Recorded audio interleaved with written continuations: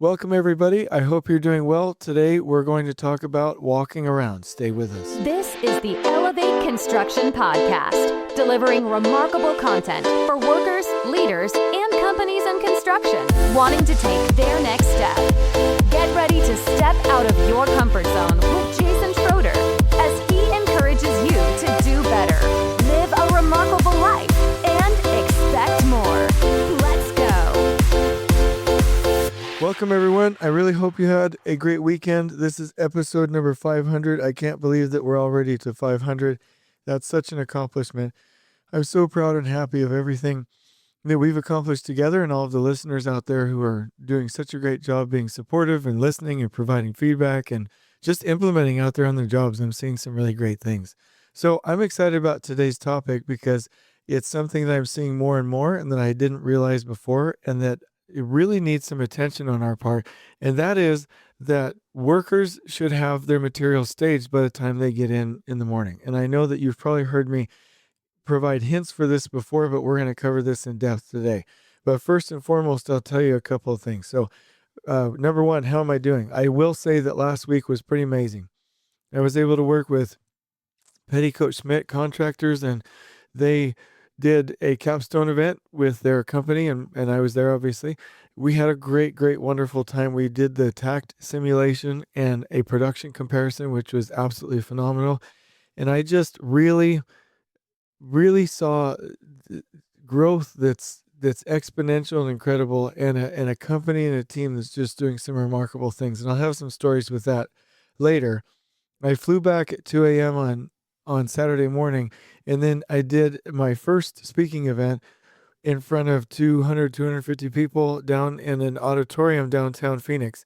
And I don't know if I've told you all this before, but like if I had an infinite amount of money and the industry was just all jamming and beautiful and having fun, the two things I would do is three things. I would be in Hawaii, and I would write books on the beach, and I would speak at large gatherings. I just love speaking. I downloaded the Talk Like TED outline and prepared with some really neat things, some fun interactions, some aha moments, a really impactful opening story. I had some books ready to go, really neat visuals to show everybody, and I was amped. I wasn't nervous once, and that's never happened. I even get nervous before I do like a boot camp or just a regular training, or, give a talk at church or something like that, right? But in front of this group, the larger the group, the less nervous I get. And I had a freaking blast. It was so great. All of the little things that I had planned worked out. Everyone thought I did a great job. I'm not bragging. I'm just saying it's nice to be able to say, hey, I did a really nice job on that. So absolutely nailed it. At the end of it, they gave me a caricature, a cartoony caricature, portrait image of myself, and I thought it was just super sweet and nice, and so I was able to take that memento, that memento from that, and I thought that was really nice, and I just had a great job. I had a great time, and did a great job and absolutely nailed it. So I thought that was great. I wanted to share that with you. If you think about when you're at your best. Is it when you're fishing, when you're snowboarding, when you're, I don't know, when you're doing woodworking in the garage, when you're driving? When do you feel like, oh, I could do this forever? That public speaking for me is that, like, that's my jam. So I just wanted to share that with you. Okay. So here's some feedback from fans and listeners. Hey, Jason, just ordered your book, Elevating Construction Superintendents, to share with my team. I have loved implementing Takt and lean principles in my scheduling project management. Just wanted to give you a shout out and say thanks for helping us builders sharpen our swords. And I really thought that was nice. So thank you very much for the feedback there. And I just really appreciate it. Okay, so let's go ahead and get on to this. I was at a project just 2 weeks ago, and when we were walking out there from early in the morning to about 8 o'clock, everybody was carrying materials and attempting to set up their areas. Everyone. And I think that's wrong. So for all of you foremen and you superintendents out there, there's a couple of things that we have to understand, in my opinion, in order to make a really big difference in this industry. Number one, everyone has a limited amount of mental discipline. Workers get tired around 11. That's why most accidents happen after around 10:30. There's only a certain amount of blood sugar and energy, mental focus, capacity, hormones in your body that will allow you to be at peak state in the day. And so I want workers installing their work right in the morning after the worker huddle, the crew preparation huddle, and them being ready to go and orienting as a team. I want them to be able to work and focus and do their task well and gain some flow and some repetition so that by the time they hit 10:30, 11 o'clock, that those tasks are already well underway and it's more muscle memory. And then in the afternoon, once they get oriented again, they finish, they QC their tasks, and they start to do things that they can do safely with less mental focus and stamina. Meaning that if you are have a focus of staging materials, if you have a focus of cleaning up your area, if you have a focus of making sure that you're ready the next day, and you're not up there on that scissor lift, or you're not hanging off the side of that column, or you're not, doing that high risk work, or you're not doing that task where you're, cutting in a valve or a point of connection on a mechanical system or something like that. You're not in the switch gear, right? You're not doing lockout, tag out. Basically, you're prepping the next day in safe, stable, on the ground activities, preparing the next day so that you can work the next day in your peak hours. That's what I'm asking for. That's what I'm asking for. And I don't think this is very difficult. So I'll tell you why it's been on my mind. When we play the Takt simulation game, the biggest thing that people can do in order to get that game under 5 minutes, and actually there have been some groups that get it under 4.5 minutes, and when the first time they play the game doing their best planning that they have available, it's like 11, 12, 16 minutes, right? The biggest thing that they do is they start to have their materials ready for their cycle time.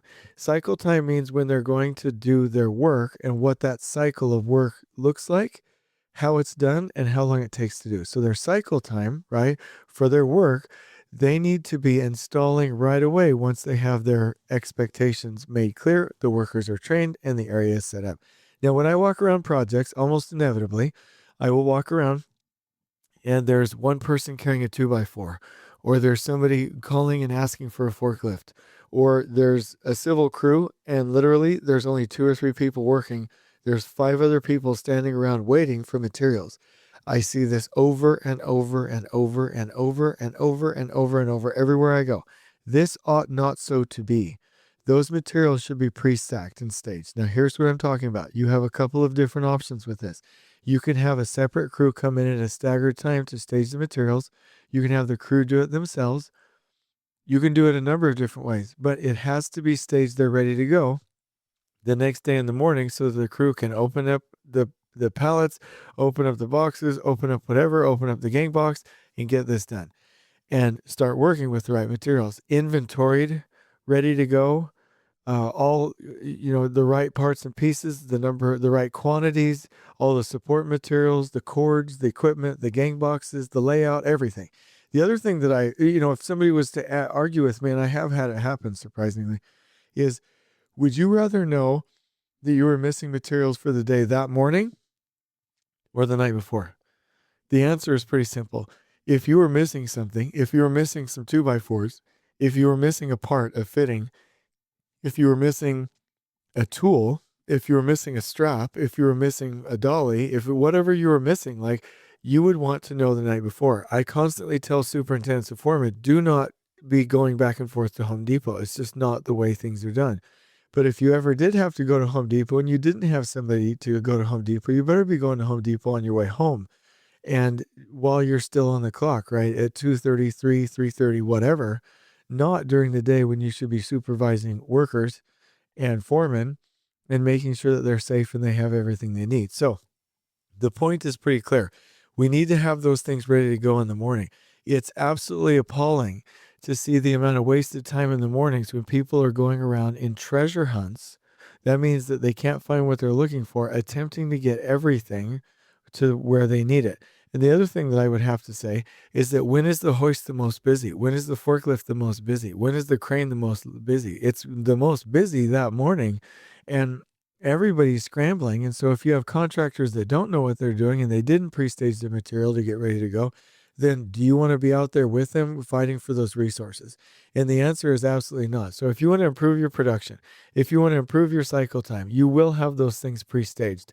Again, I will say, in some parts of the world, they have separate companies that do that. In some parts of the United States, they have separate companies that do that. On the really, really successful projects, the crews, if they don't have a separate company to do their logistics and their staging, the crews will do it themselves in the afternoon, and they will prepare everything for the next day. And they come ready, they know what to do, they know what their materials are, they know how to install it, they've already prepared everyone. They come out of the worker huddle and the crew preparation huddle. The crew preparation huddle isn't going and getting materials, it's how do I do this safely? Where are my leading edges? How am I going to shake out my cords, position everybody so I can go in, and then they start to jam and they get it done. So I would say the biggest problem that we have in production is not being ready for the day.